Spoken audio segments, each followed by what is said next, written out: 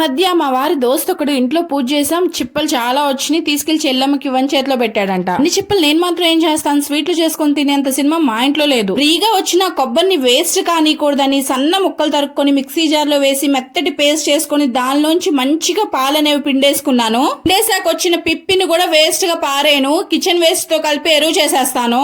చేసుకున్న కొబ్బరి పాలన్నింటిని ఒక గిన్నెలోకి వేసి మూత పెట్టి ఓవర్ నైట్ ఫ్రిడ్జ్ లో వదిలేస్తాను. సో దానికోసం పెద్దగా కష్టపడను. మార్నింగ్ లేస్ చూసేపాటికి మంచిగా ఇలా గడ్డ కట్టు ఉంటుందన్నమాట. క్రీమ్ భలే ఉంది కదా. సో క్యారీ బ్యాగుల్లో వాటిల్లో ఏలాడగట్టకుండా ఇలా ఫ్రిడ్జ్ లో పెడితే మంచిగా గడ్డ అయిపోతుంది. అదంతా కలెక్ట్ చేసేసుకొని ఒక కళాయిలో వేసుకొని కొంతసేపు తిప్పాక ఇదిగో నూనె రెడీ అయిపోయింది. ప్యూర్ కోకోనట్ ఆయిల్ అని దీన్నే అంటారు. తలకి కూడా రాసుకోవచ్చు. బొట్టు బొట్టులో మాధుర్యం. స్మెల్ అయితే అద్దిరిపోయింది. నేనైతే మాత్రం జుట్టుకి రాయను. ఇదిగో ఇలా కుకింగ్ లో వాడేస్తాను. తినే ఆహారం కరెక్ట్ గా ఉంటే అందం ఆటోమేటిక్ గా వస్తుంది. వీడియో నచ్చితే లైక్ కొట్టి ప్లీజ్ సబ్స్క్రైబ్.